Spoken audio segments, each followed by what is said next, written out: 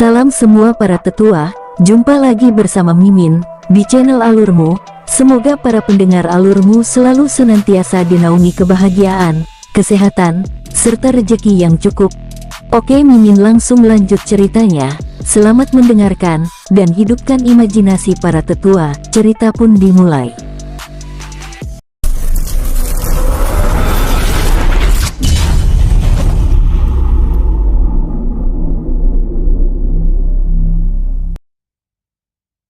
King Ruo lalu mengeluarkan pisau perak itu. Tiba-tiba pisau itu bergetar seperti ingin melarikan diri. Dengan segera King Ruo lalu menyimpannya kembali. Tubuh Jenderal Kaibo dan Putri Hetianba bergidik ketakutan saat melihat reaksi pisau perak itu. "Tuan, bisakah Anda menghancurkannya?" tanya Putri Hetianba. King Ruo mengangguk tenang. "Aku bisa saja menghancurkannya, tapi aku ingin mempelajarinya terlebih dahulu," ucap King Ruo. "Jika demikian, aku serahkan pisau itu pada Tuan," ucap sang putri. Tanpa terasa, pagi pun tiba. "Jenderal Kaibo, terima kasih telah memperbolehkan kami berada di tempat ini." "Putri Hetianba, kami akan pergi," ucap King Ruo sambil menangkupkan tangannya dengan hormat. "Tuan Ruo, Nyonya Ling, sekali lagi terima kasih," ucap Putri Hetianba dan Jenderal Kaibo secara bersamaan sambil menangkupkan tangannya dengan hormat. King Ruo dan King Ling menganggukkan kepalanya sambil tersenyum. "Ling ucap King Ruo lalu menggandeng tangan King Ling. Sus, kedua tubuh itu lenyap di hadapan Putri Hetianba dan Jenderal Kaibo. "Jenderal, apakah Anda tahu siapa mereka?"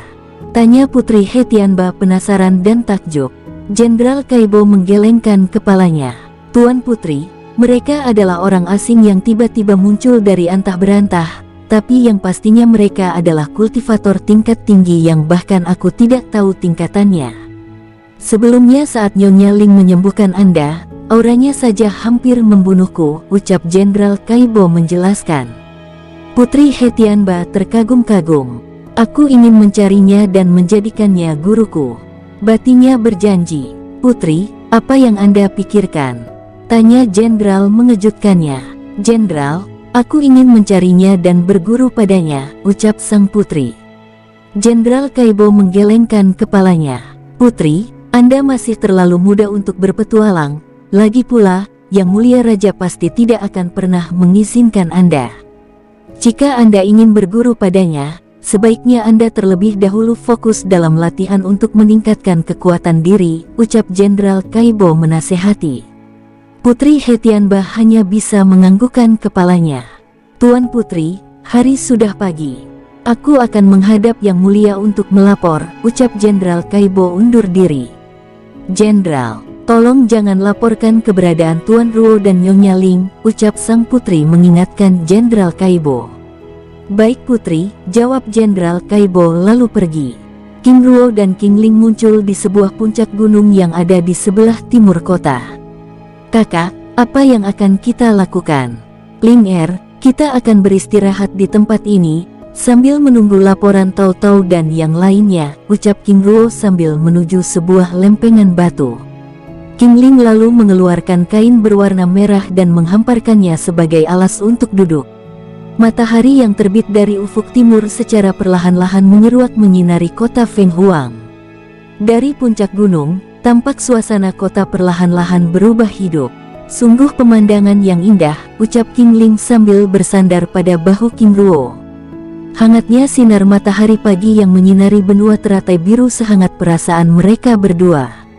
Tidak beberapa lama, Tau-Tau dan Guai lainnya datang dengan nafas ngos-ngosan. King Ling tersenyum lucu. "Tau-Tau, sepertinya kalian sangat kesulitan untuk tiba di tempat ini." Tau-Tau yang sepertinya mengerti kata-kata King Ling mengangguk-anggukan kepalanya.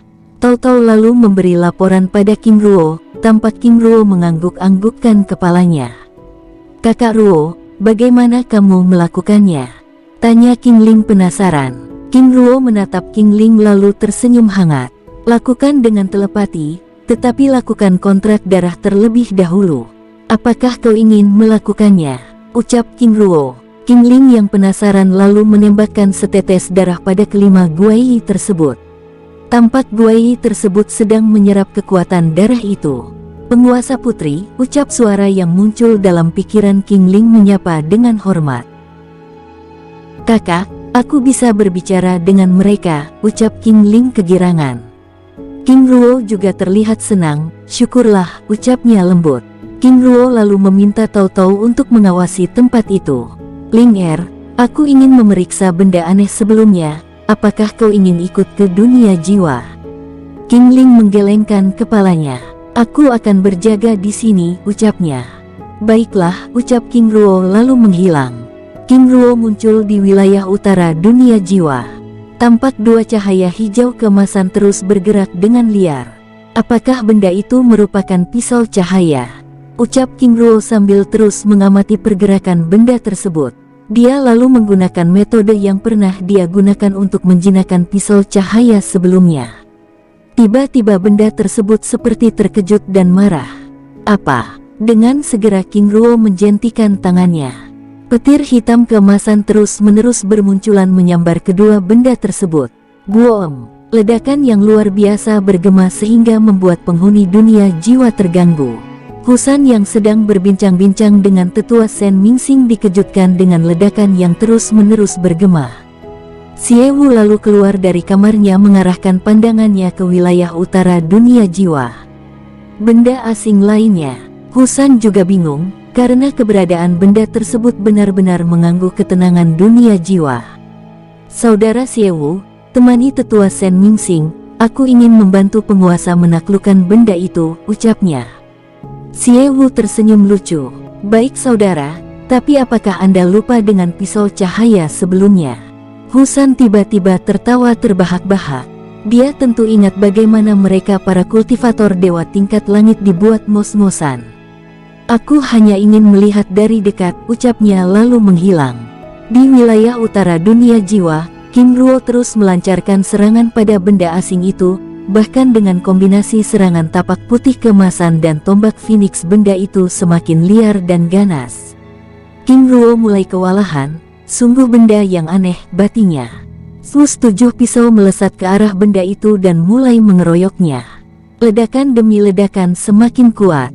Di luar dunia jiwa, di atas lempengan batu yang ditutupi kain merah, tampak King Ling terlihat khawatir karena sudah beberapa jam berlalu, King Ruo masih belum keluar juga. Kakak, apa yang terjadi? Batinya sambil terus mengawasi wilayah pegunungan yang ditempati. Tampak di telapak tangan kanannya, trisula naga utara sebesar kelingking terus berputar-putar dan berdengung dengan lembut. Di dalam dunia jiwa, kekuatan King Ruo mulai terkuras karena terus-menerus digunakan untuk menyerang dan mengendalikan ketujuh pisau cahaya. Penguasa muda, apa yang akan kita lakukan? Tanya Husan yang tiba-tiba muncul di samping King Ruo. Husan, pergi ke Istana Emas. Lindungi yang lain dengan membuat perisai perlindungan. Benda ini sangat ganas dan liar. Baik penguasa, ucap Husan lalu menghilang. King Ruo tampak kehilangan ide untuk menaklukkan benda tersebut. Sus! Dua tetes darah emas melesat dan mengenai benda tersebut. Untungnya kedua benda tersebut tidak menghindar tetapi seperti menyerap darah emas tersebut. Berhasil, batin King Ruo lalu menggunakan kekuatan darahnya untuk mengendalikan kedua benda tersebut. Penjerat jiwa, teriaknya lalu menekan kekuatan kedua benda tersebut dengan paksa. Kedua benda itu terus menyerang tanpa peduli kekuatannya terus ditekan oleh kekuatan darah emas Dewa Luo. Benda yang sangat kuat, ucap King Ruo. Di wilayah barat dunia jiwa, 7 tawanan dari klan Dewa Udara yang berada di dalam penjara terus-menerus bergidik. Mereka semua tampak ketakutan. Siapa yang disiksa itu?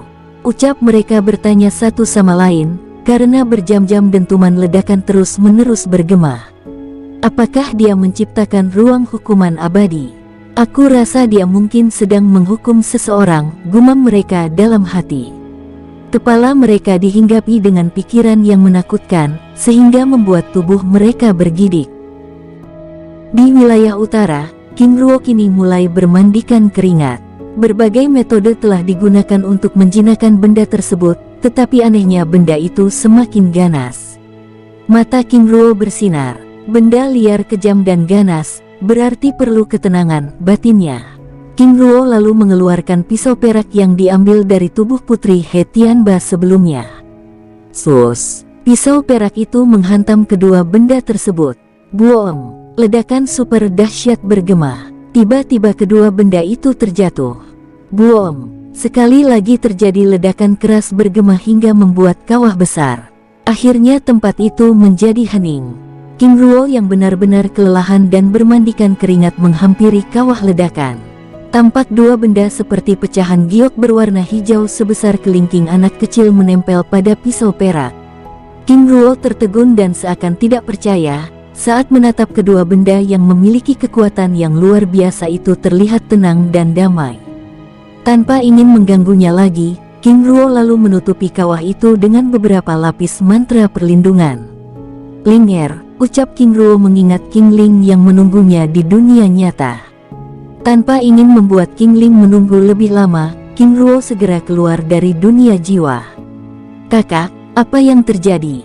Tanya King Ling terkejut saat melihat King Ruo muncul dengan wajah lelah dan tubuh basah kuyup. Linger, tenanglah.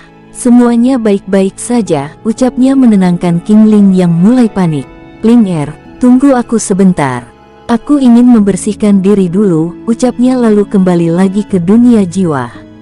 10 menit kemudian, King Ruo muncul dengan pakaian baru dan wajah yang tampak segar menatap King Ling dengan senyum hangat. Sambil duduk di samping King Ling, King Ruo lalu mengeluarkan buah-buahan abadi untuk memulihkan kekuatannya. Sambil menikmati buah-buahan abadi, King Ruo memanggil Tao Tao untuk kembali. Tidak lama kemudian, Tao Tao muncul dengan Guyi lainnya, dan melaporkan bahwa situasi di sekitar gunung aman-aman saja. Setelah selesai memberi laporan, para Guyi itu lalu kembali memasuki dunia jiwa. Setelah selesai menikmati buah-buahan abadi, King Ruo menabur jutaan kristal jiwa dan mulai menyerapnya secara perlahan. 1 jam kemudian, King Ruo membuka matanya lalu berdiri dan menghirup udara segar dengan keras lalu menghempaskannya. Huff, kota perak, aku datang.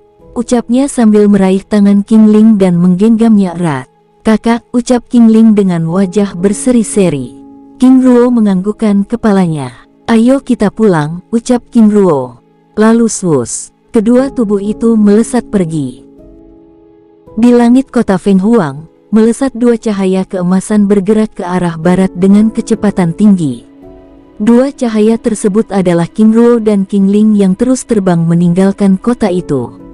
Sebelumnya, mereka menggunakan Si Yi sebagai tunggangan, tetapi keberadaan Si Yi dengan tubuhnya yang besar dan aura dewa tingkat langitnya dapat menarik perhatian banyak orang, sehingga membuat King Ruo tidak menggunakannya. Dari atas langit, King Ruo dan King Ling dengan bebas dapat melihat kota-kota serta desa-desa kecil lainnya. Sungguh tempat yang damai, batin King Ruo. 4 hari kemudian, dari jauh King Ruo dan King Ling sudah dapat melihat sebuah benteng kota yang menutupi area puluhan kilometer. Tampak benteng dengan ornamen perak itu terlihat mengkilat terkena sinar matahari. Kakak Ruo, ucap King Ling dengan mata berbinar-binar. 1 kilometer dari gerbang kota, King Ruo mengubah tampilannya dengan wajah tetua Shen Mingxing, sedangkan King Ling mengubah tampilan dengan wajah salah satu tawanan dari klan Dewa Udara. Tidak lupa King Ling menyamarkan tingkat kultivasinya hingga ke tingkat ranah surga. Setelah mengubah tampilan wajahnya, King Ruo dan King Ling memasuki kota itu dengan tenang. Prajurit penjaga kota dari keluarga suci Duan memeriksa kedatangan King Ruo dan King Ling. Tuan-tuan, tunjukkan identitas Anda, ucap prajurit itu dengan ramah. King Ruo lalu menunjukkan lencana perak bergambar petir biru. Oh, Anda pasti tetua dari keluarga cabang klan King. Selamat datang tuan, silahkan masuk, ucap penjaga kota menjadi semakin ramah. Terima kasih, ucap King Ruo sambil membayar biaya masuk. Memasuki kota, kakak Ruo, kelihatannya ada banyak perubahan di kota ini, ucap King Ling sambil berusaha mengingat setiap sudut kota. Sedangkan King Ruo hanya tersenyum kecil. Dirinya justru tidak terlalu familiar dengan sudut-sudut kota itu, karena saat masih di kota perak, dirinya fokus berada di klan untuk berlatih. Wajah King Ling tampak bersemangat. Jika saja dia tidak mengubah wajah dan tampilannya, mungkin dia akan berlari ke sana kemari. Kakak Ruo, lihat, ucapnya saat melihat para penjual manisan yang menjajakan manisan yang ditusuk seperti sate. Ling ingat tampilan wajahmu, ucap King Ruo berbicara melalui telepati. King Ling terkejut lalu menatap King Ruo. Maaf kakak, aku hampir lupa, ucapnya sambil tersenyum kecil. Mengubah tampilan wajah adalah ide King Ruo yang tidak ingin menarik perhatian banyak orang, karena sudah pasti orang-orang di kota Perak akan mengenalinya. Kedua insan yang telah mengubah tampilannya terus melangkahkan kakinya hingga tiba di sebuah gerbang mewah dengan tulisan Klan King. Di depan pintu gerbang, berdiri 10 murid klan yang menjadi prajurit jaga dengan kultivasi tingkat ranah raja. King Ruo dan King Ling terkejut. Ling sepertinya ada perubahan besar-besaran pada klan. Sebelumnya, saat King Ruo masih berada di klan, tingkat kultivasi tertinggi hanya ada di tingkat surga, tapi sekarang prajurit penjaga gerbang klan bahkan sudah berada di tingkat raja. Kehadiran King Ruo dan King Ling langsung ditahan oleh para murid klan King. Tunjukkan identitas, ucap salah satu dari mereka dengan tenang.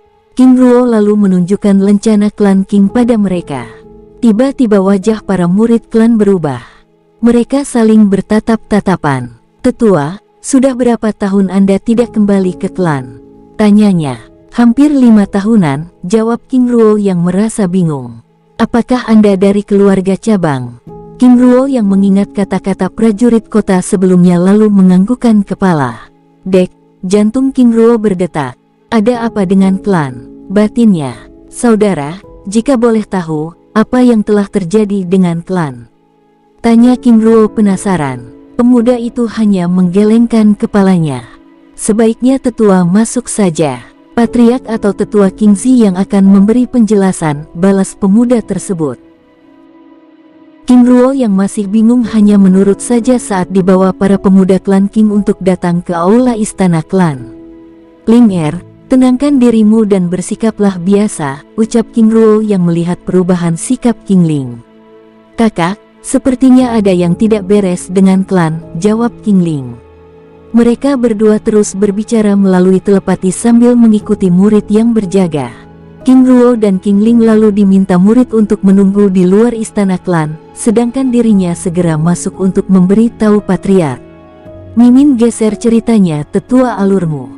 Di sebuah kedai sederhana, 3 pemuda tanpa aura kultivasi dengan tenang sedang menikmati minumannya. Saudara Jinhan, aku barusan merasakan aura penguasa melewati jalan kota, tapi hanya samar, ucap pemuda lainnya. Saudara Jindu, Jinse, aku harap demikian, kita tetap fokus mengawasi suasana kota, sesuai janjinya, biarkan penguasa yang menghubungi kita. Sudah beberapa minggu ini, ketiga pangeran klan Jin itu ditugaskan oleh King Ruo untuk mengawasi kota Perak. Mereka selalu bergerak pada malam hari, sedangkan siang hari adalah waktu mereka untuk bersantai.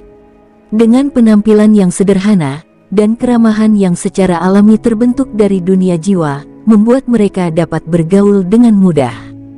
Tidak ada yang tahu bahwa ketiga pemuda ramah dan santun itu adalah para kultivator dewa tingkat langit.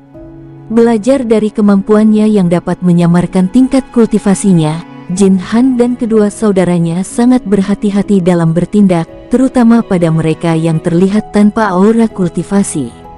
Setelah cukup lama menunggu, murid yang membawa King Ruo dan King Ling sebelumnya muncul kembali.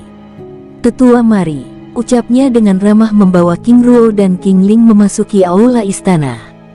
Tidak banyak perubahan di dalam istana klan, hanya saja sudah banyak beberapa tingkat kaisar yang bersembunyi di pojok-pojok ruangan. Beberapa tetua yang sudah ada di dalam ruangan menatap kedatangan King Ruo dengan tajam. Sudah ada peningkatan kultivasi, batin King Ruo sambil memindai ruangan itu. Mereka berdua lalu dipersilahkan duduk di kursi tamu. King Ruo dan King Ling berusaha menunjukkan wajah ramah dan tenang, walaupun di dalam hati ada sedikit kegugupan. Tidak lama kemudian, King Long muncul dengan tetua King Zi. Mereka berdua tampak gagah dengan aura kultivasi tingkat kaisar. King Ruo dan King Ling yang melihat perubahan itu merasa senang sehingga membuat mereka cukup bersemangat. Patriark King Long menatap King Ruo dan King Ling dengan penuh selidik lalu mulai menginterogasi. "Tetua, boleh kami tahu dari klan manakah Anda berdua berasal?" "Kami berdua dari kota Tuo," jawab King Ruo yang mengaku dari keluarga cabang klan King yang berasal dari kota Tuo. "Aku bahkan tidak mengenal Anda berdua, bisa Anda menjelaskan?" King Ruo terlihat sedang berpikir. "Patriark, kami berdua memang jarang berada di klan, bahkan kami baru kembali setelah lebih dari 30 tahun berpetualang," jawabnya mengada-ada. King Long tampak sedang berpikir, "Buktikan jika Anda berdua berasal dari keluarga cabang di kota Tuo," ucapnya tenang. King Ruo dan King Ling lalu menunjukkan lencana perak dengan gambar petir biru. "Ling Er, suntikan kekuatan jiwa pada lencana dan tarik kekuatan petir di dalamnya," ucap King Ruo berbicara pada King Ling melalui telepati. Setelah menunjukkan lencana tersebut, King Ruo dan King Ling menyuntikkan kekuatan jiwanya. Tidak lama kemudian, petir berwarna biru seperti seutas tali dengan panjang 1 jengkal berderak-derak berada di dalam genggaman mereka lalu membentuk lingkaran dan berputar-putar di atas telapak tangan mereka. Teknik kuno, batin King Long dan semua orang menatap King Ruo dan King Ling dengan takjub. "Kakak, aku sudah mulai tidak tahan," ucap King Ling berbicara melalui telepati karena merasa kekuatan kuno petir tersebut mulai berpengaruh padanya. King Ruo lalu mengembalikan kekuatan petir ke dalam lencana yang diikuti oleh King Ling. King Long menatap Tetua Agung King Zi. "Tetua, mohon giliran Anda," ucap Tetua Agung King Zi. Tetua Agung King Zi lalu mengeluarkan sebuah bola kristal berwarna putih. "Tetua, maaf atas serangkaian tes ini, kami mohon Tetua berdua dapat bekerja sama," ucap Tetua Agung King Zi. King Ruo yang memahami tujuan mereka lalu mengirimkan kekuatan darah klan King pada King Ling secara diam-diam. "Ling Er, mereka ingin melakukan pengujian darah, terimalah kekuatan darahku," ucapnya berbicara melalui telepati sambil mengirimkan setetes darah pada King Ling. "Mohon para tetua mengirim kekuatan darah pada bola kristal," ucap Tetua Agung King Zi. King Ruo lalu mengirim setetes darahnya pada kristal itu. Slas! Bola kristal bereaksi lalu mengeluarkan kekuatan petir yang berderak-derak. "Tuan, sekarang giliran Anda," ucap Tetua Agung King Zi pada King Ling. "Baik," jawab King Ling lalu mengirimkan setetes darah yang telah dikirim oleh King Ruo sebelumnya. Sekali lagi, bola kristal itu bereaksi lalu mengeluarkan kekuatan petir. King Long dan semua orang tampak senang. "Tetua, maaf atas ketidaknyamanan ini, karena kami harus memeriksa mereka yang menggunakan lencana klan King kita dengan teliti," ucap Patriark King Long. King Ruo tampak penasaran mengapa mereka melakukan hal seperti itu. "Patriark, mengapa bisa demikian?" tanya King Ruo dengan wujud tetua Sen Mingsing. King Long menatap King Ruo dan King Ling dengan ramah. "Tetua, kisah itu bermula beberapa tahun yang lalu. Saat itu para jenius klan King terpilih menjadi sekte Gunung Emas. Selain itu, klan King juga telah menumpas pasukan Liga Kegelapan dan menghapus keluarga Suci Ming. Reputasi itu telah mengundang perhatian banyak orang, sehingga mereka berusaha untuk bergabung dengan klan King kita," ucap Patriark King Long menjelaskan. King Long juga menjelaskan, karena terlena dengan kemenangan, mereka yang mengaku bagian dari klan King diterima masuk begitu saja ke dalam klan tanpa melakukan serangkaian tes. Dan kelompok baru yang diterima itu ternyata membentuk kelompok tersendiri di dalam klan King yang hampir menyebabkan kekacauan dalam klan.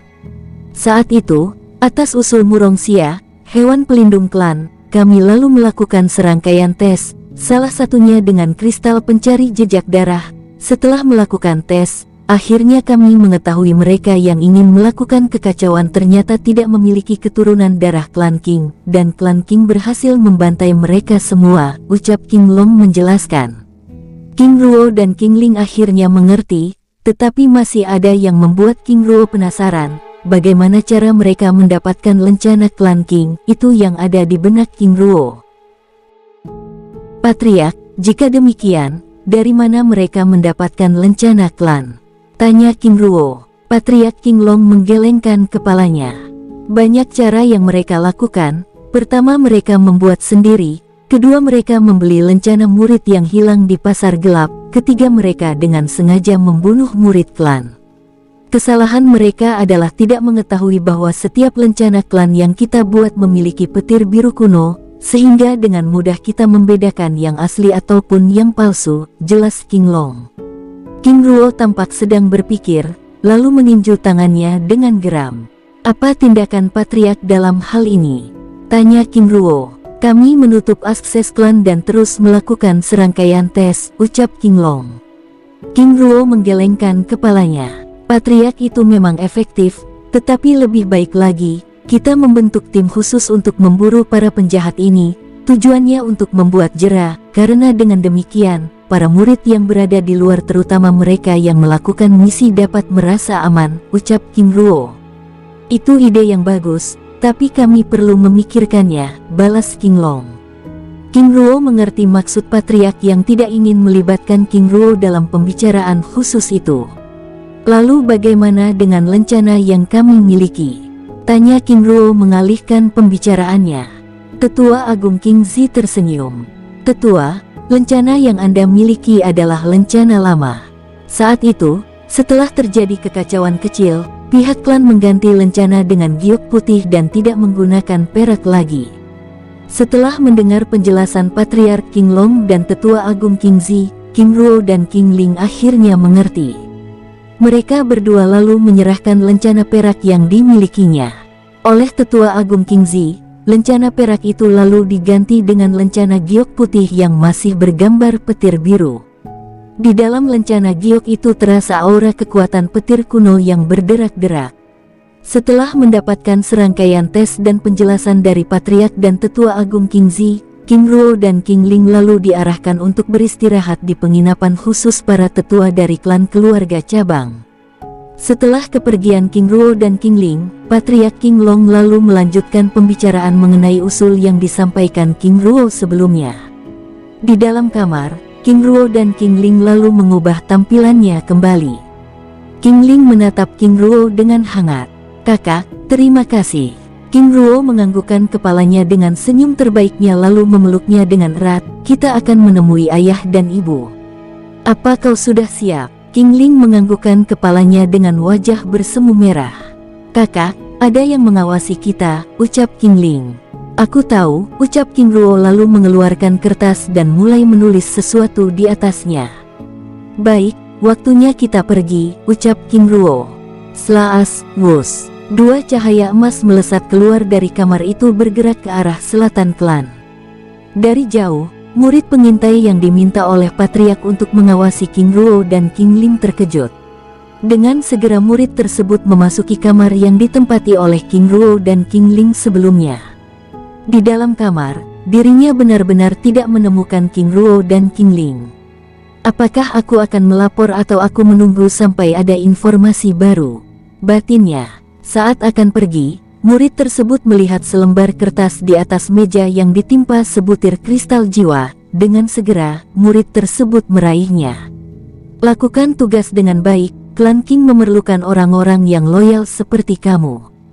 Jangan beritahu keberadaan kami pada Patriark, karena kami adalah bagian dari klan King dan kami sedang ada misi, ucap isi dalam kertas tersebut. Tangan murid itu bergetar. Bagaimana dia bisa tahu aku mengawasinya? Batinnya bergidik lalu meninggalkan kamar itu.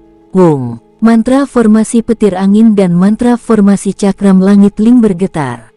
Di dalam gazebo bambu yang berada di tengah taman, tiga orang yang sedang bercakap-cakap terkejut. Saudara King Peng, ada apa? Tetua, aku tidak tahu, tapi ada kekuatan yang sangat dahsyat yang telah menerobos ke dalam wilayah Villa Bambu.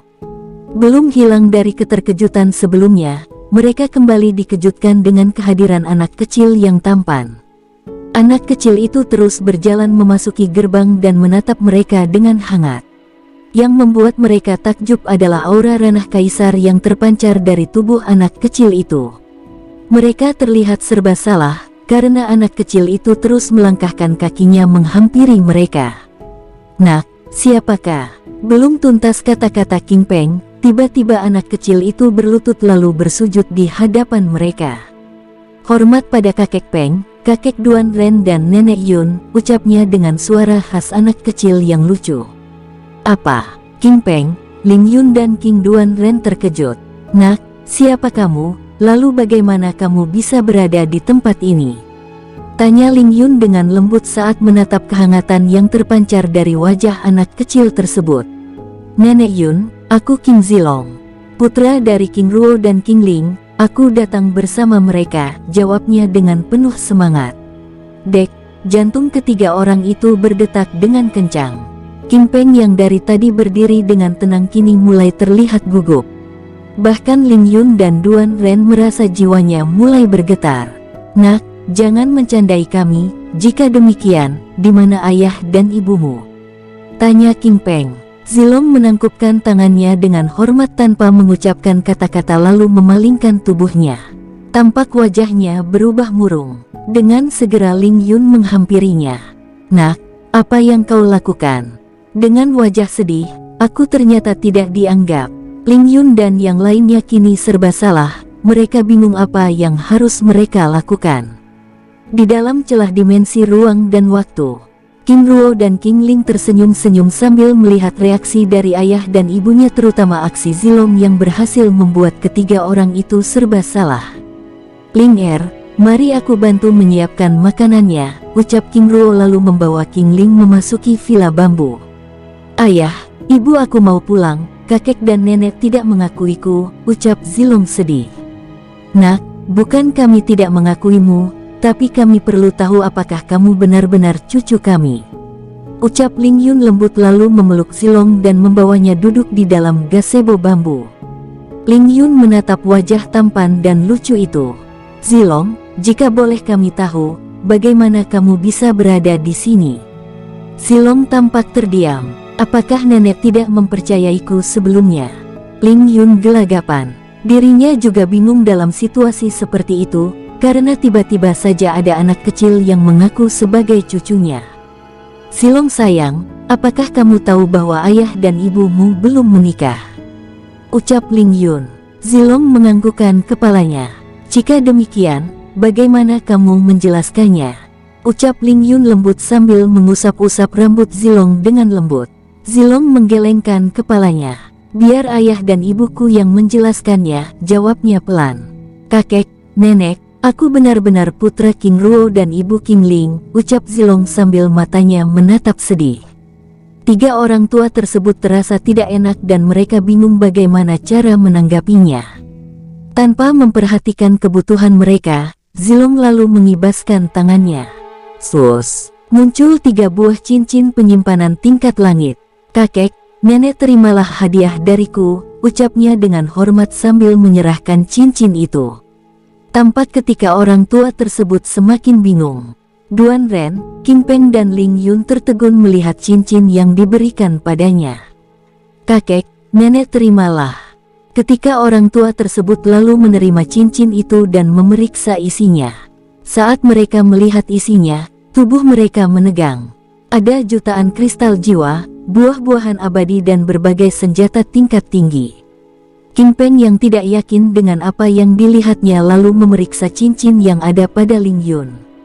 Tampak isinya juga sama, mulai dari jumlah kristal jiwa, buah-buah abadi serta senjata tingkat tinggi, semuanya dalam jumlah yang sama.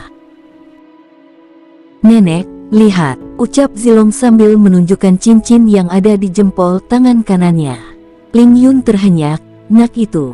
"Ya nenek, ini cincin penyimpanan tingkat dewa. Maaf, aku hanya punya 1, tapi kalau nenek mau, aku akan memberikannya pada nenek," ucapnya sambil melepas cincin dari jempolnya dan memberikannya pada Ling Yun. "Zilong, itu tidak perlu, karena nenek juga punya, tapi isinya sedikit," ucap Ling Yun sambil menunjukkan cincin yang ada di jarinya. "Jika demikian, nenek ambil isinya saja." Ling Yun menggelengkan kepalanya. "Zilong, itu tidak perlu. Cincin yang kamu beri sebelumnya sudah lebih dari cukup. Nenek tenang saja, aku bahkan punya lebih banyak lagi," ucap Zilong kegirangan.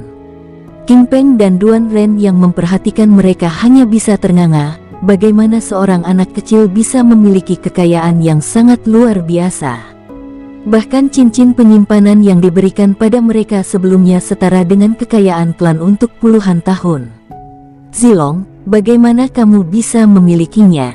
Tanya Duan Ren penasaran. Kakek Duan Ren, ayah mempercayakan barang-barang itu padaku dan jumlahnya sangat banyak, bahkan kami punya kebun dan Jingshen. Mereka bertiga semakin terkejut. Apakah benar anak kecil ini putra King Ruo? Jika demikian, di mana ayah dan ibumu sekarang, nak? Tanya King Peng penasaran. Zilong menunjuk ke dalam villa. Apakah kamu tidak mencandai kami? Zilong menggelengkan kepalanya. Kakek, nenek, berbohong adalah sikap yang sangat dibenci oleh ayahku. Apakah kakek dan nenek pernah mendengar reputasi ayahku? Mereka mengangguk. Mereka tentu pernah mendengar nama King Ruo yang terkenal sebagai sang pembantai itu, tapi mereka tidak yakin apakah King Ruo yang dimaksud adalah King Ruo yang berasal dari kota Perak. Ayahku adalah orang yang sangat membenci kebohongan, jadi aku tidak akan pernah berbohong karena aku takut jika ayahku akan membenciku. Zilong lalu berdiri. Jika kalian tidak percaya, mari ikut aku, ucapnya lalu turun dari gazebo dan berjalan menuju villa bambu. Mereka bertiga lalu mengikuti Zilong dengan penasaran dan ragu. Bagaimana mereka bisa yakin jika ada orang di dalam ruangan itu karena mereka bertiga telah berkali-kali memeriksa bangunan tersebut tetapi sama sekali tidak merasakan adanya aura manusia. Mereka terus mengikuti Zilong. Di depan pintu, Zilong yang terus melangkah tiba-tiba lenyap dari pandangan mereka. Sekali lagi mereka terhenyak, tanpa ragu Ling Yun yang khawatir lalu memasuki pintu yang diikuti oleh King Peng dan Duan Ren. Sus. Tubuh mereka seperti memasuki celah dimensi tetapi memasuki ruangan villa bambu. Mereka bertiga tiba-tiba menatap kaku, tampak wajah hangat dan familiar berada di dalam ruangan itu. King Peng, Ling Yun dan Duan Ren tertegun saat tiga orang berlutut di hadapan mereka. Hormat pada kakek dan nenek, ucap Zilong sambil melakukan gerakan bersujud sebanyak 3 kali yang diikuti 2 orang lainnya. Rahang mereka seperti kaku untuk digerakkan. Ayah, ibu, ucap King Ruo dan King Ling lalu berdiri sambil menangkupkan tangannya dengan hormat membuyarkan lamunannya. King Ling lalu memeluk Ling Yun dengan hangat. Ling kalian benar-benar mengerjai kami. Kebahagiaan terpancar dari wajah semua orang, mereka saling menatap dalam kehangatan dan tertawa lepas. King Ruo memeluk ayahnya King Peng dan calon mertuanya Duan Ren dengan hangat. Mereka saling menyapa dengan hormat. Mengapa kalian melakukan hal seperti ini, dan mengapa tidak langsung menemui kami? Tanya Ling Yun penasaran. King Ruo dan King Ling tidak menjawab pertanyaan mereka, tetapi membawa mereka ke meja makan. Karena makanan sudah siap, sebaiknya mari kita makan dulu, ucap King Ling senang. Di atas meja makan, telah tersedia berbagai menu yang telah dibuat oleh King Ling dan King Ruo sebelumnya. Ling Yun sangat terkejut. Siapa yang telah menyiapkannya? Tanya Ling Yun penasaran. Nenek, tentu saja ibu dan ayahku, jawab Zilong. Bagaimana bisa? Tanya Ling Yun. Nenek, saat aku datang dan berbicara dengan kalian, ayah dan ibu juga sudah datang, tapi mereka langsung masuk ke dalam villa bambu dan membuat makanan ini. King Ling lalu melayani mereka dengan mengambilkan makanan untuk semua orang. Nenek, masakan ibuku sangat enak, ucap Zilong sambil menyumpit makanannya. Benar, ibumu memang pandai memasak, ucap Ling Yun menjawab ocehan Zilong. Mereka lalu mulai menikmati makanan itu dengan tenang. Di sela kebahagiaan itu, tampak sesekali King Peng menatap King Duan Ren serta Ling Yun lalu menatap ke arah King Ruo dan Zilong yang terlihat penuh semangat. Sambil menikmati makanannya, King Ruo menjelaskan bahwa Zilong adalah putra naganya yang terlahir dari kekuatan darahnya. Ayah, kakek dan nenek tidak mau mengakuiku sebagai cucu mereka, ucap Zilong menyela, sehingga membuat King Ruo dan yang lainnya tertawa. Awalnya mereka sangat ragu dengan pengakuan Zilong, karena dalam klan King dilarang untuk memiliki seorang anak sebelum dilakukan pernikahan. Saudara Duan Ren, belum menikah saja kita sudah punya cucu, apalagi jika mereka sudah menikah. Ucap King Peng membuat mereka tertawa. King Ruo juga menceritakan bahwa sebelum menjadi anak kecil yang bawel, Zilong adalah seekor naga ungu yang lucu. "Zilong, apakah kamu masih bisa berubah menjadi naga?"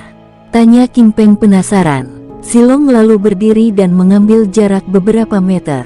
Sus, dirinya tiba-tiba berubah menjadi seekor naga kecil berwarna ungu. Groar, raungannya bergema, lalu kembali menjadi anak kecil. Mereka benar-benar dibuat terpana, seekor naga asli yang berasal dari telur naga. Zilong lalu duduk kembali pada kursinya dan menatap wajah mereka yang terpana. "Kakek, nenek, jangan menatapku begitu, aku malu," ucapnya. Setelah mereka menyelesaikan makanannya, pembicaraan mereka terus berlanjut. King Peng lalu membawa mereka kembali ke gazebo bambu. Di gazebo bambu, "Zilong, jika dirimu saja sudah berada di tingkat kaisar, lalu bagaimana dengan ayah dan ibumu?" tanya King Duanren penasaran. "Ibu Ling sekarang berada di tingkat dewa, sedangkan ayah berada di tingkat dewa bumi kek," jawabnya polos.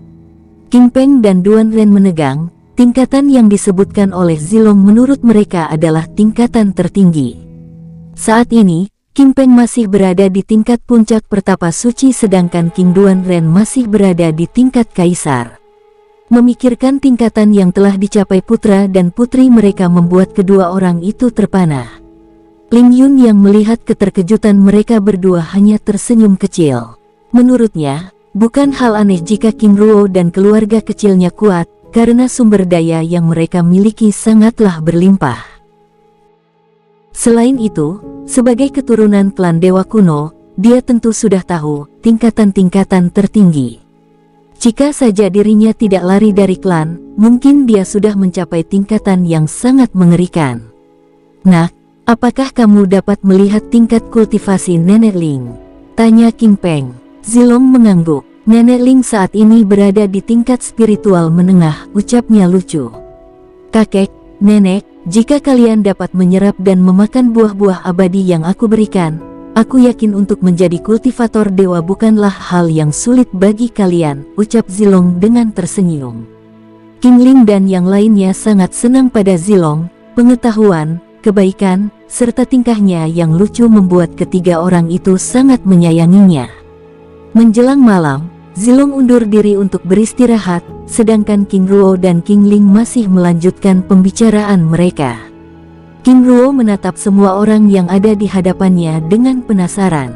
"Ayah, ibu, bagaimana bisa ayah mertua berada di tempat ini?" King Peng menanggapi pertanyaan King Ruo dengan tersenyum. "Apakah tidak boleh jika calon ayah mertuamu berkunjung?" King Ruo berubah kikuk dengan tanggapan itu.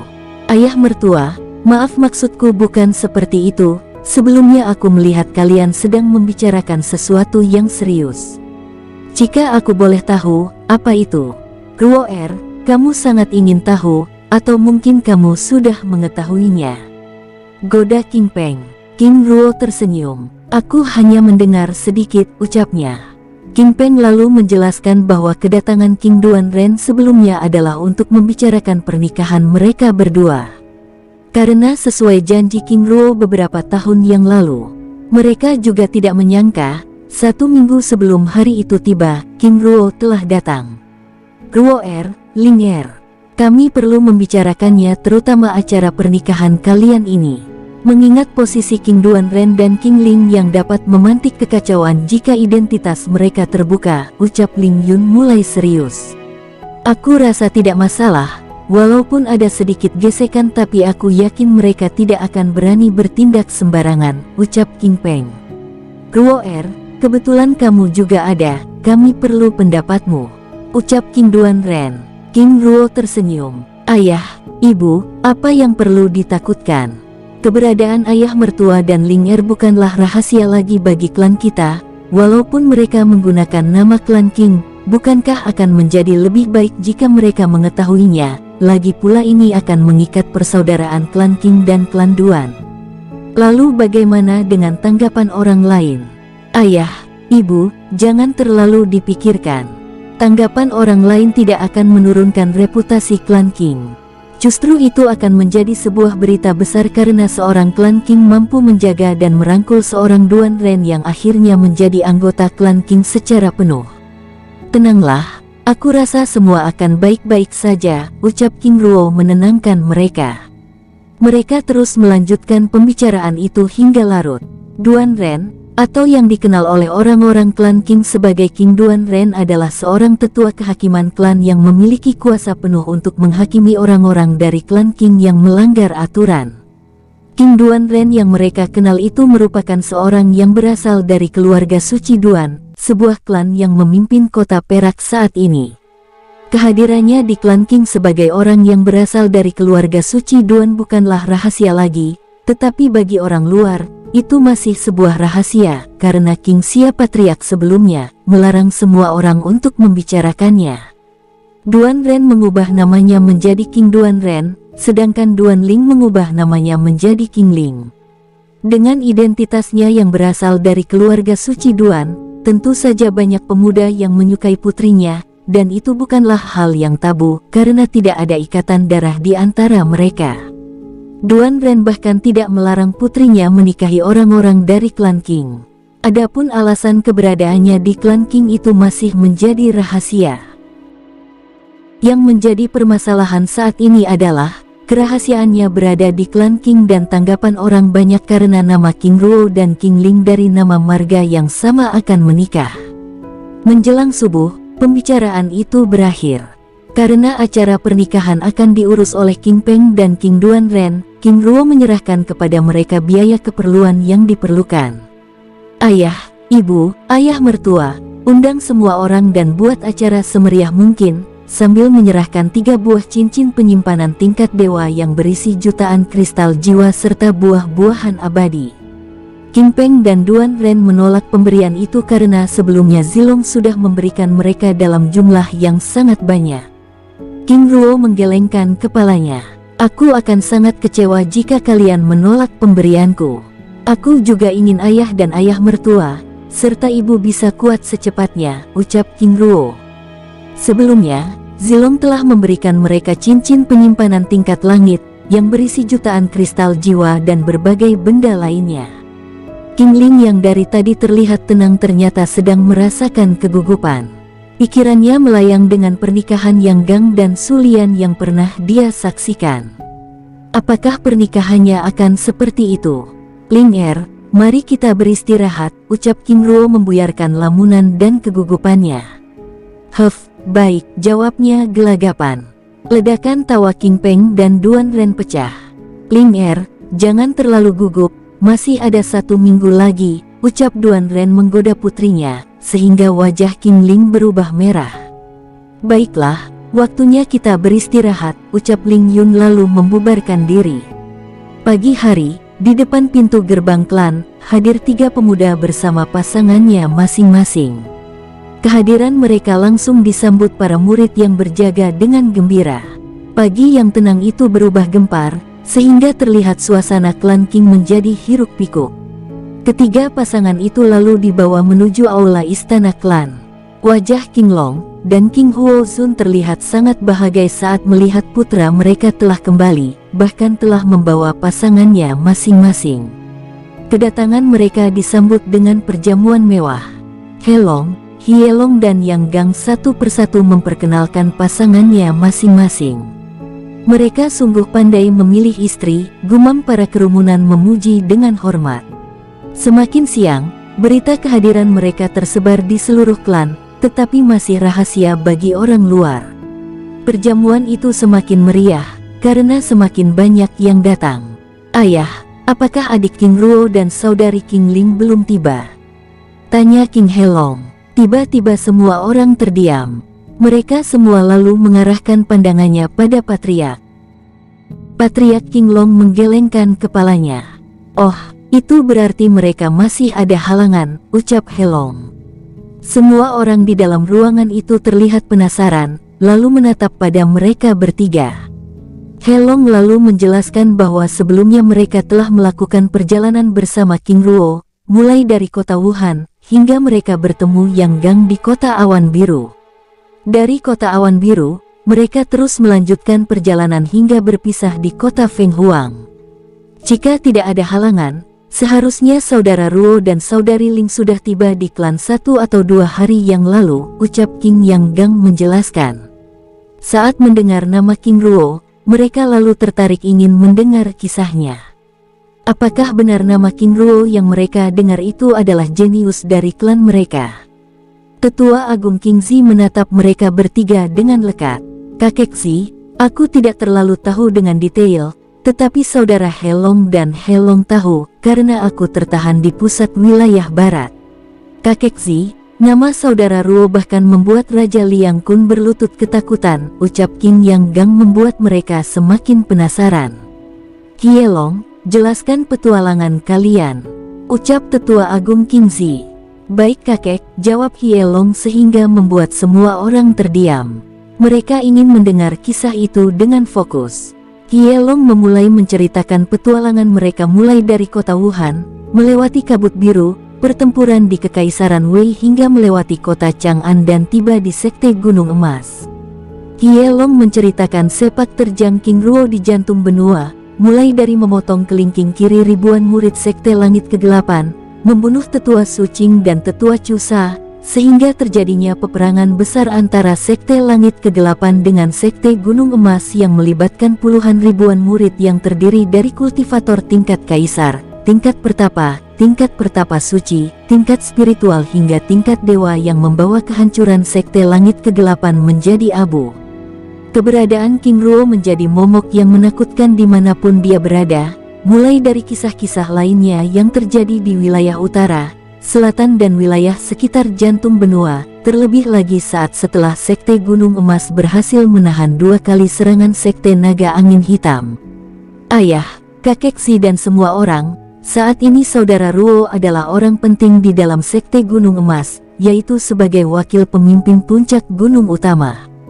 Kedudukannya hampir menyamai Patriark Sekte Gunung Emas. Tampak kekaguman di wajah semua orang. Hielong lalu menjelaskan mengenai sedikit tentang Sekte Gunung Emas. Helong menyebutkan Sekte Gunung Emas memiliki 5 puncak gunung utama, yaitu Puncak Gunung Timur, Barat, Utara, Selatan dan puncak utama yang berada di tengah keempat puncak gunung lainnya yang membidangi masing-masing bakat. Selain itu, Sekte Gunung Emas memiliki pasukan elit yang terbagi dalam 5 kelompok, yaitu pasukan panah angin yang berada di ranah tingkat kaisar, panah perak tingkat pertapa, panah emas tingkat spiritual, panah hitam tingkat dewa, panah bumi tingkat dewa bumi, dan panah langit yang merupakan para kultivator tingkat dewa langit. Semua orang yang mendengarkan cerita itu hening dalam perasaan yang berdebar-debar dengan jantung yang terus berdetak dengan kencang. Pemahaman mereka terbuka. Ternyata ada banyak tingkat dalam kultivasi.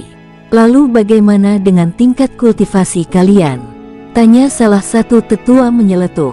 Saat ini saudara Ruo sudah berada di tingkat dewa bumi, bahkan saudara Helong dan Hielong sudah menjadi kultivator dewa, jawab King Yang Gang segera menjawab pertanyaan itu. Semua orang mengarahkan pandangannya pada Helong dan Hielong. Aish, saudara Yang Gang terlalu memuji.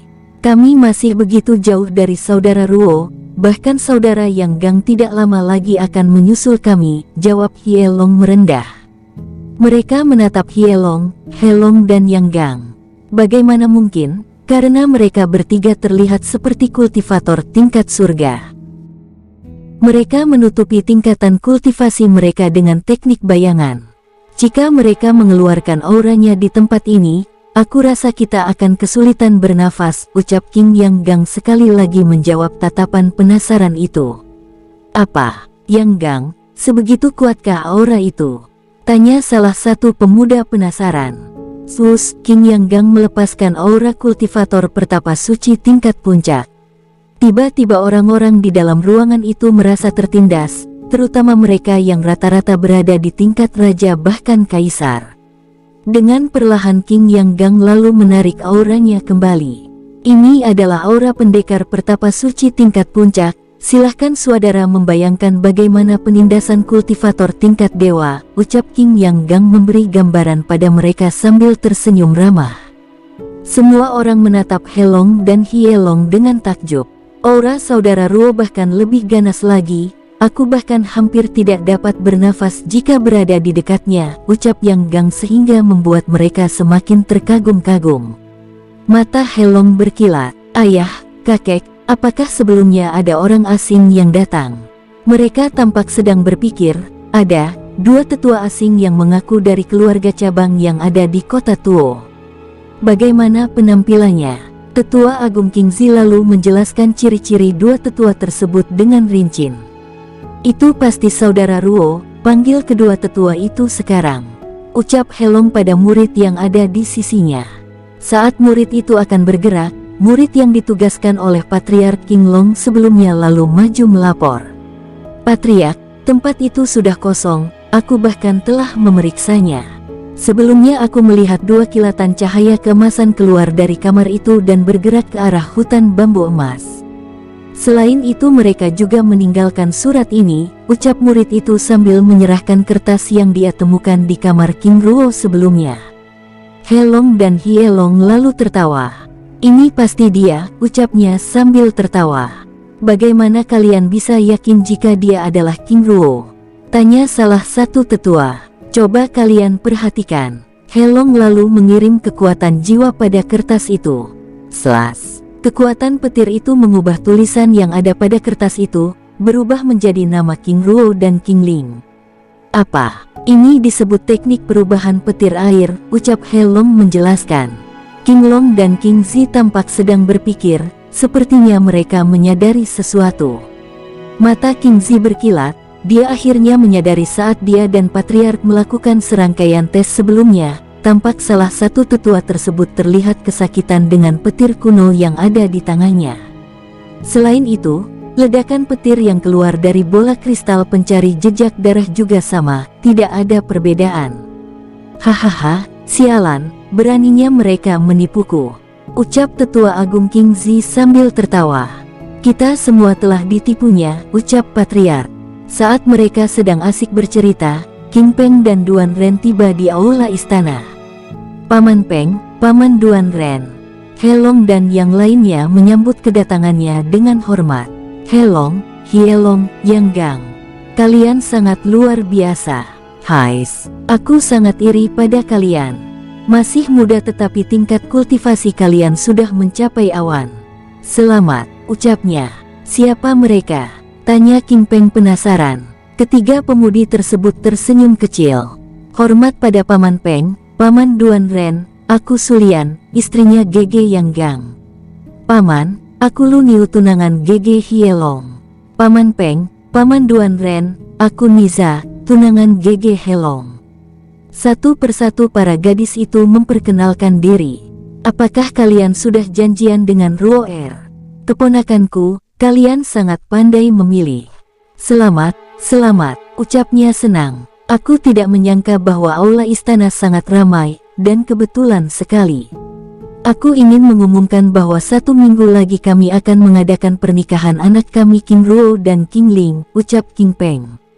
Apa? Semua orang terkejut, tiba-tiba ruangan menjadi riuh. Mereka sangat senang dengan berita tersebut. Mohon bantuan dan kerjasamanya, ucap King Peng sekali lagi. Pembicaraan di dalam aula istana klan kini berubah menjadi persiapan pernikahan King Ruo dan King Ling. Di villa bambu emas kediaman King Peng, tampak Ling Yun dan King Ling sedang bersama, entah apa yang sedang mereka bicarakan. Di tempat lain, tampak King Ruo yang ditemani Zilong yang duduk tenang di punggung tahu-tahu berjalan-jalan menyusuri hutan bambu emas. Sesekali King Ruo membuat segel tangan dan melepaskan mantra formasi di daerah itu. Zilong yang mengikutinya hanya melihat tanpa banyak bertanya.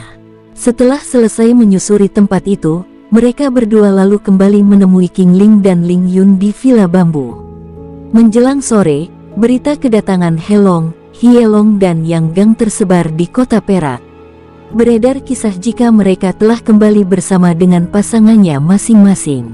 Yang menjadi pertanyaan mereka adalah apakah King Ruo juga kembali. Menjelang malam, berita kedatangan Helong dan saudaranya menjadi obrolan hangat, terutama kisah King Ruo yang sedikit banyak sampai di kota Perak. Di sebuah kedai sederhana kota Perak, Tiga pemuda dengan penampilan sederhana dengan tenang menikmati araknya sambil mendengar pembicaraan mereka. Saudara Jinhan, apakah kita akan ke klan King? Aku rasa tidak perlu, karena penguasa pasti sedang punya rencana. Ingat menjelang malam, kita akan terus mengawasi pergerakan kota ini, jawab Jinhan sambil menikmati araknya dengan tenang. Saat mereka sedang menikmati arak, tiba-tiba mereka merasakan aura ganas datang dari arah gerbang kota. Saudara Jinhan, mari kita periksa, ucap Jindu. Setelah selesai membayar minumannya, mereka lalu meninggalkan kedai itu dengan tenang. Mereka terus melangkahkan kaki menjauh dari kedai. Saat mereka tiba di tempat gelap, dan merasa keadaan sudah aman, tiba-tiba ketiga tubuh itu menghilang. Tampak tiga cahaya keemasan melesat ke arah gerbang kota. Saat mereka tiba di gerbang kota, tampak tiga orang pemuda berjalan dengan tenang menghampiri penjaga kota. Di atas benteng kota, Jinhan dan kedua saudaranya menatap tamu yang baru datang itu dengan kening mengkerut. Aku yakin aura ganas sebelumnya adalah milik mereka, tapi mereka terlihat seperti orang awam, ucap Jindu. Lihat, jejak auranya sepertinya kultivator dewa tingkat bumi, ucap Jinse. Saudara Jinhan, apa yang akan kita lakukan? Kita awasi saja. Jika ada hal yang mencurigakan, kita dapat menangkap mereka atau melaporkan pada penguasa, ucap Jinhan memberi perintah pada kedua saudaranya supaya tidak membuat kegaduhan. Jinhan dan ketiga saudaranya lalu bergerak dengan tenang mengawasi ketiga pemuda tersebut. Setelah memasuki pusat kota, ketiga pemuda tersebut tiba-tiba mempercepat langkahnya. Lihat, mereka sepertinya tergesa-gesa, ucap Jindu. Jinhan terus mengingatkan keduanya untuk tetap tenang dan tidak menarik perhatian mereka. Ketiga pemuda tersebut lalu memasuki penginapan. Saat Jinhan dan kedua saudaranya terus mengikuti ketiga pemuda tersebut, sekali lagi mereka merasakan aura ganas mendekati gerbang kota. Mereka bertiga saling bertatapan. Saudara, kalian berdua awasi mereka. Aku akan memeriksa mereka yang baru datang, ucap Jinhan lalu pergi ke arah gerbang kota. Sepeninggalan Jinhan, Jindu dan Jin seterus bergerak mengawasi ketiga pemuda yang memasuki penginapan tersebut. Di tempat lain, Jinhan tiba di atas benteng kota menunggu aura yang datang. 100 meter dari gerbang kota, tiba-tiba muncul 4 pemuda. Setelah mereka mendarat di tanah, keempat pemuda itu lalu menarik aura kultivasinya dan berjalan menuju prajurit jaga. Saat keempat pemuda itu masuk, tampak wajah yang dikenal mereka menatap dengan hangat. Saudara Jinhan, senang berjumpa dengan Anda, di mana saudara Jindu dan Jinsa? Ucap salah satu dari keempat pemuda tersebut. Saudara semuanya, mari ikut aku. Mereka sedang mengawasi orang yang sangat mencurigakan, ucap Jinhan membawa keempat pemuda tersebut. Keempat pemuda tersebut adalah Qiongdu, Qiongda, Tianfeng dan Tianluye. Dalam perjalanan menuju penginapan tempat Jindu dan Jinse, Jinhan menceritakan bahwa selama beberapa minggu ini, mereka diminta oleh King Ruo untuk mengawasi kota Perak. Saudara Qiongdu, Tianfeng, bagaimana dengan misi yang telah diberikan oleh penguasa? Qiongdu juga menjelaskan misi yang mereka kerjakan telah selesai, hanya saja Tianfeng memiliki sedikit kendala, untuk itulah mereka tiba di kota Perak, yaitu untuk bertemu King Ruo dan melaporkannya secara langsung. Sebaiknya kita tidak menemui penguasa terlebih dahulu, atau menarik perhatian semua orang, karena sepertinya penguasa sedang punya rencana. Kalian semua dapat bersama-sama kami untuk mengawasi kota ini, ucap Jinhan. Di tempat lain, di dalam penginapan, wajah Jindu dan Jin setampak kusut. Bagaimana tidak, 3 orang yang mereka ikuti sebelumnya ternyata langsung memasuki kamar penginapan. Saudara Jindu, Jinse, informasi apa yang kalian dapat? Jindu dan Jin menggelengkan kepala. Mereka menjelaskan bahwa ketiga orang itu ternyata langsung memesan kamar dan memasukinya. Jinhan menenangkan mereka supaya tetap tenang dan tidak bertindak gegabah. Ingat misi kita, mengawasi dan melindungi kota ini, ucapnya. Pagi hari, klan King terlihat mulai disibukkan dengan hal baru. Tampak para murid sedang mengganti bendera yang sudah terlihat usang dengan bendera yang baru. Selain itu, tampak di setiap sudut benteng, ada umbul-umbul merah yang menunjukkan akan adanya pernikahan di klan, sehingga umbul-umbul merah itu menarik perhatian para penduduk kota Perak. Siapa yang akan menikah?